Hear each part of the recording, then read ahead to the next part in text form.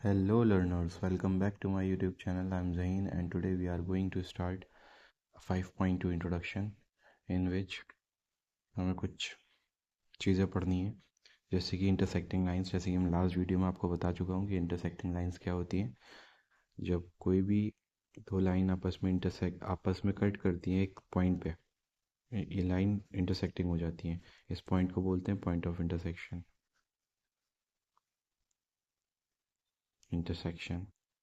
ठीक है, ये चीज़ मैं आपको बता चुका हूँ।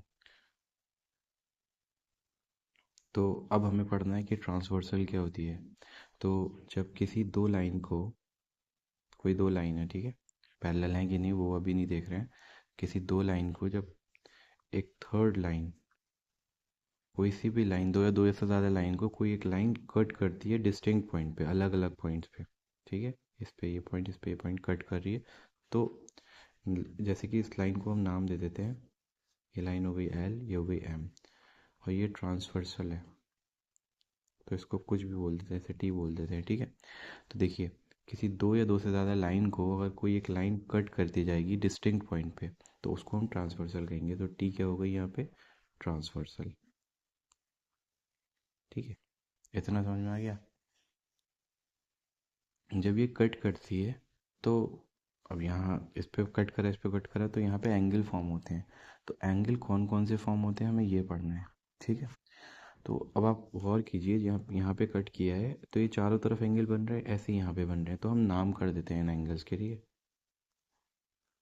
इसको एंगल 1 बोल देते हैं, एंगल 2, इसको एंगल 3 बोल देते हैं, इसको 4 बोल देते हैं, ठीक है, और इसको 5, 6, ठीक है, और एंगल 7, एंगल 8, ठीक है। ये चीज़ आपको दिख रही है ना। तो ये कुछ एंगल्स हो गए। तो इस एंगल्स के कौन कौन से एंगल हैं ये हमको इसके नाम पढ़ने हैं। तो अब सबसे पहले ये देखिए कि इसमें अंदर कोई सा एंगल है। है। जो एंगल अंदर होते हैं उनको बोलेंगे इंटीरियर एंगल, ठीक है। इंटीरियर एंगल्स कौन कौन से हो गए, नाम बताइए। एंगल 3, एंगल 4, एंगल 5, एंगल 6, ठीक है। ये एंगल क्या हो गया, इंटीरियर एंगल्स। अब इंटीरियर तो एक्सटीरियर भी होगा। अब बताइए बाहर कोई एंगल दिख रहे हैं आपको।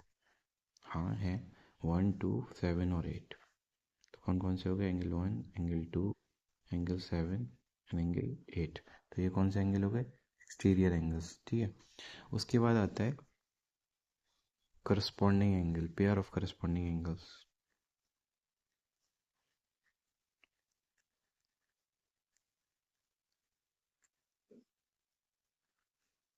Pair of corresponding angles. तो करस्पॉन्डिंग एंगल कौन से होते हैं, अब आपको कुछ नहीं करना, सीधी बात ये देख लीजिएगा। एक एंगल बाहर का लेना है, एक अंदर का, मतलब एक इंटीरियर और एक एक्सटीरियर का पेयर मिलके बनता है पेयर ऑफ करस्पॉन्डिंग एंगल। तो आप खुद बताइए कि एंगल 1 बाहर का है, अगर 1 लेते हैं, ठीक है, और अंदर का कौन सा लेना पड़ेगा, उसी के सामने वाला। तो एंगल 5 कौन सा हो गया, तो एंगल 1 और 5 क्या हो गए, करस्पॉन्डिंग एंगल। तो एंगल 1 एंड एंगल 5, तो एक पेयर बन गया। 1, 5 का आप बताइए बाकी किसका बनेगा, 2 का किससे बनेगा, 6 से। तो एंगल 2 एंड एंगल 6 करस्पॉन्डिंग हो गए। अगर आप, अब आपने ऐसे देख लिया, ठीक है, तो आप ऐसे भी तो देख सकते हैं। तो ये बाहर का है तो ये इसका अंदर कौन सा होगा, एंगल 4। तो एंगल 8 एंड एंगल 4 का भी बन गया। और बताइए एंगल 7 का किससे बनेगा, एंगल 3 से। तो ये कौन से पेयर हो गए, पेयर ऑफ करस्पॉन्डिंग एंगल्स, ठीक है। उसके बाद हमको pair of alternate, pair of alternate interior,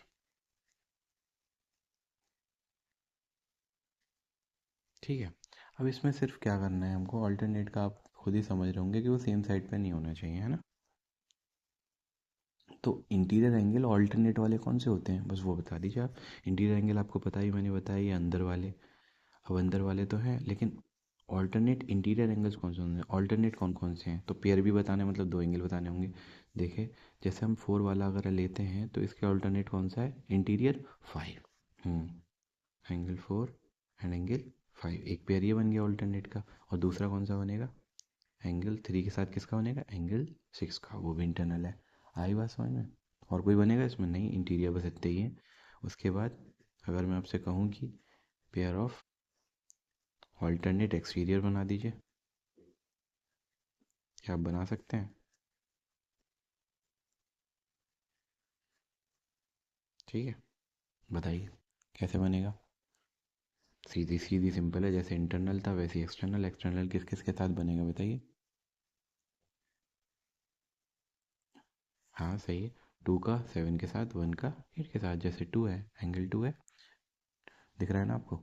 angle 2 है, तो एंगल 2 किसके साथ बन रहा है? एक्सटीरियर। और ऑल्टरनेट सेम साइड पे नहीं होना चाहिए। एक्सटीरियर ये है तो ये सेम साइड पे नहीं है। 1 है तो 8 है, तो हो गया।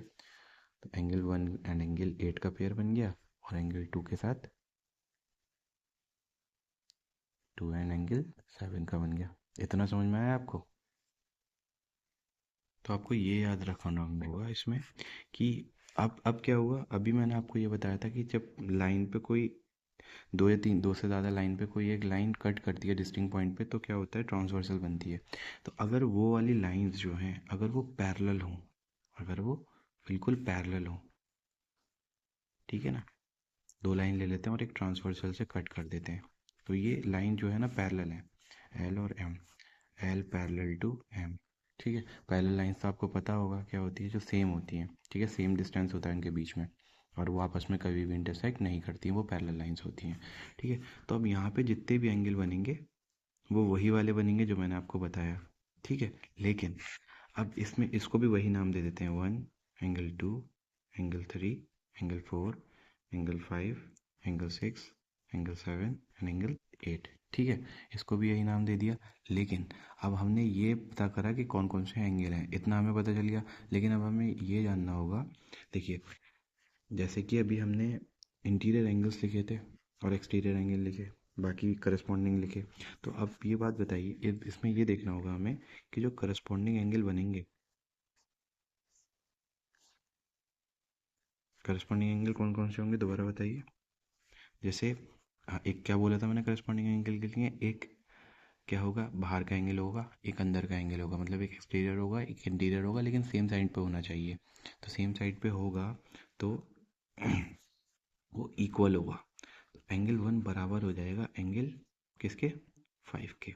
अब एग्जाम्पल के तौर पे अगर एंगल 1 आपको दे रखा है, ठीक है, कितना? 50 डिग्री दे रखा है, तो एंगल 5 भी कितना हो जाएगा? 50 डिग्री। तो ये हो गया करस्पॉन्डिंग एंगल के बारे में। अब जितने भी इसमें करस्पॉन्डिंग एंगल बन रहे हैं वो क्या होंगे? आपस में इक्वल होंगे। तो आप कह सकते हैं अगर लाइन पैरेलल है, इफ़ लाइन्स आर पैरेलल, तो जब ट्रांसवर्सल उसको कट करेगी तो उसमें जब करस्पॉन्डिंग एंगल बनेंगे वो इक्वल होंगे। ठीक है, ये पहली चीज़ हो गई। जैसे कि if two parallel lines are cut by a transversal, so each pair of corresponding angles are equal in measure. ठीक है, इतना समझ में आया? उसके बाद और कौन से एंगल पढ़े थे हमने? अल्टरनेट इंटीरियर एंगल पढ़े थे, अल्टरनेट एक्सटीरियर एंगल्स पढ़े थे, है ना? तो जैसे कि करस्पॉन्डिंग एंगल हो गए, अब अल्टरनेट एंगल है ना, अल्टरनेट इंटीरियर एंगल है हमारे पास। अब जैसे कि अल्टरनेट इंटीरियर एंगल्स हैं, ठीक है। अल्टरनेट इंटीरियर एंगल्स कौन कौन से हैं? एंगल 3 किसके होगा? एंगल 6 के। तो अल्टरनेट इंटीरियर एंगल्स भी इसमें क्या होंगे? बराबर होंगे। इतना समझ में आया? अल्टरनेट इंटीरियर एंगल्स भी क्या होंगे? इक्वल होंगे। ठीक है। इस वाली फिगर में आप एक चीज़ और देखिए, कुछ एंगल्स बन रहे हैं जो कि ट्रांसवर्सल की सेम साइड पे हैं। ठीक है, जैसे कि सेम साइड पे ट्रांसवर्सल की कौन कौन से एंगल्स हैं? जैसे 3 और 5 आपको दिख रहा है ना? इंटीरियर होने चाहिए, लेकिन इंटीरियर कौन कौन से हैं ट्रांसवर्सल की सेम साइड पे? 3 एंड 4 है, और 4 और 6 है। ठीक है, तो यहाँ पे लिखेंगे pairs of alternate, sorry, pair of interior angles on same side of transversal. तो कौन कौन से एंगल बन रहे हैं? एंगल 3 एंड एंगल 5 का एक पेयर बन रहा है सेम साइड का, और दूसरा एंगल 4 एंड एंगल 6 का बन रहा है। ठीक है, तो यहाँ पे जब वो लाइन पैरेलल होंगी ना, तो जो interior angles on same side of transversal जो होंगे ना, कौन कौन से, angle 3 and angle 5 and angle 4 and angle 6, तो इन एंगल्स का सम कितना होगा, 180 होगा। इसको आपको ध्यान रखना है जब लाइन पैरेलल होंगी तब। तो हम ऐसा कह सकते हैं कि एंगल 3 और एंगल 5 को अगर मैं प्लस करूँगा ना, तो वो 180 डिग्री आएगा। तो ये तीन चीज़ें आपको याद रखनी है।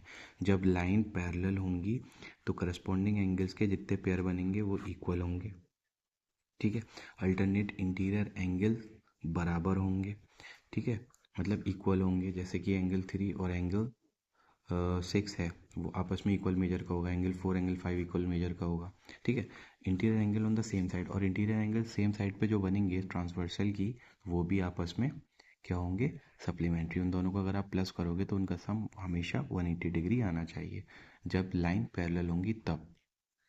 देखो, अगर आपको समझ में नहीं आ रहा है कि करस्पॉन्डिंग एंगल और अल्टरनेट एंगल कैसे निकालेंगे, तो आपको कुछ नहीं करना, आपको लाइन देखनी है, ठीक है। ट्रांसवर्सल देखनी है और पैरेलल लाइंस देखनी है। जैसे कि इसमें देखिए, इस फिगर में हम करस्पॉन्डिंग, हमको देखना है कि कहाँ कहाँ कौन से करस्पॉन्डिंग एंगल होंगे। तो आपको सिंपली कुछ नहीं करना, आपको एक एफ बना लेना है, ठीक है। ये देखिए यहाँ एफ बन रहा है, पक्का। एफ के अंदर जो एंगल बन रहे हैं, एक इस वाले यहाँ पे, एक इस वाले यहाँ पे, कौन से होगा, ये करस्पॉन्डिंग एंगल। ऐसे ही अब आपको इस वाली लाइन पे देखना है तो आप यहाँ एफ बना लो, है ना। ऊपर वाली पे देखना है तो उधर एफ बना लो। ऐसे ही जब आपको अल्टरनेट देखने होंगे तो आप जेड बना लोगे। देखो यहाँ जेड बन रहा है, तो यहाँ एंगल बन रहे हैं अंदर को अल्टरनेट, अलग अलग उस पर, तो यहाँ अल्टरनेट एंगल होगा ये। तो देखिए, इस चीज़ को हम इस फिगर से समझते हैं।